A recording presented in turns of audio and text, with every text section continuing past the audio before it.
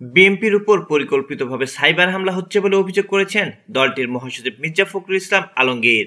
তিনি বলেন, আজ বিএনপির বিরুদ্ধে যে অপপ্রচার চালানো হচ্ছে তার পেছনে রয়েছে একটি সুনির্দিষ্ট ও সুপরিকল্পিত চক্রান্ত। সেই চক্রান্তের লক্ষ্যে বাংলাদেশ জাতীয়বাদী শক্তি ধ্বংস করা এবং তারেক রহমানের নেতৃত্বকে নিশ্চিত করে দেওয়া, তাকে খারাপ জায়গায় ফেলে দেওয়ার চেষ্টা করা। তবে বিএনপিকে এত সহজে তুড়ি মেরে উড়িয়ে দেওয়া যাবে না। বিএনপি বারবার প্রমাণ করেছে ধ্বংস স্তূপের মাছ থেকে জেগে উঠতে পারে। রাজধানীর গুলশানে একটি হোটেলে Tarique Rahman the hope of Bangladesh নামের একটি বইয়ের মোড়ক উন্মোচনের অনুষ্ঠানে তিনি এসব কথা বলেন। বইটি সম্পাদনা করেন কৃষক দলের সাধারণ সম্পাদক শহীদুল ইসলাম বাবুল। মির্জা ফখরুল ইসলাম বলেন, তারেক রহমানের সাধারণ দক্ষতাই তাকে নেতৃত্বে এনেছে। এই নেতৃত্বটা এসেছে অনেক দিক দিয়ে। তারেক রহমানের নিজস্ব গুণ রয়েছে, যে গুণগুলোর জন্য তিনি আজকে এই পর্যন্ত এসেছেন। আমি বেশ কিছুদিন ধরে তার সঙ্গে কাজ করছি। তারেক রহমান দায়িত্ব পাওয়ার পরে, অর্থাৎ ম্যাডাম জেলে যাওয়ার পরে ওনার সঙ্গে সরাসরি কাজ করেছি। আমি দেখেছি অসাধারণ একটা সাংগঠনিক দক্ষতা রয়েছে তার। এটা খুব কম রাজনীতিবিদদের মধ্যে রয়েছে। অসাধারণ, অতি অল্প সময়ের মধ্যে তিনি বিশাল একটা অংশকে সংগঠিত করে ফেলতে পেরেছেন। অল্প সময়ের মধ্যে তিনি বাংলাদেশের গ্রামে একেবারে ওয়ার্ডে পৌঁছে গেছেন। সে কারণে তিনি সংগঠিত করে ফেলতে পারেন।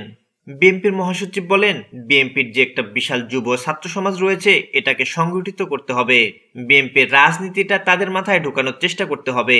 এটা আমাদেরকেই করতে হবে। তিনি বলেন, আমরা গত সময়গুলোতে শুধু লড়াই করেছি, কিন্তু সেই লড়াইটাকে সমৃদ্ধ করার জন্য যে জ্ঞানটা, সেটা কিন্তু আমরা অর্জন করতে পারিনি। আজ যে কথাগুলো আমাদের শুনতে হচ্ছে, সেই কথাগুলো হয়তো শুনতে হতো না। 2002 সালে খালেদা জিয়ার চীন সফরের কথা উল্লেখ করে তিনি বলেন, ওই সফরে প্রধানমন্ত্রীর সঙ্গে আমারও যাওয়ার সুযোগ হয়েছিল। সেখানে প্রচন্ড শীত ছিল, ডিসেম্বর মাস, বরফ পড়ছিল, বাইরে অনুষ্ঠান করা সম্ভব ছিল না।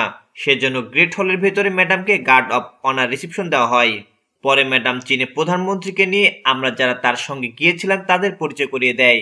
সেই পরিচয় পর্বে আমার মনে আছে, আমার পাশে ছিলেন আমানুল্লাহ, তার পাশে ছিলেন তারেক রহমান। তখন তারেক রহমানের সামনে গিয়ে চীনের প্রধানমন্ত্রীকে খালেদা জিয়া বলেন, মাই সান। প্রধানমন্ত্রী তার হাতটা শক্ত করে ধরে ঝাঁকি দিয়ে বলেন, carry the flag of your father and mother. বিএনপির মহাসচিব আরো বলেন, উনি নির্যাতন সহ্য করেছেন, শারীরিক নির্যাতন সহ্য করেছেন, নির্বাসিত হয়েছেন, একা থেকেছেন। এই যে পরিবার থেকে বিচ্ছিন্ন হওয়া, সবকিছু মিলে তারপরে তারেক রহমান মাথা নত করেননি। তিনি তার মায়ের মতোই, উনার মা যেমন মাথা নত করেননি, তারেক রহমানও করেননি।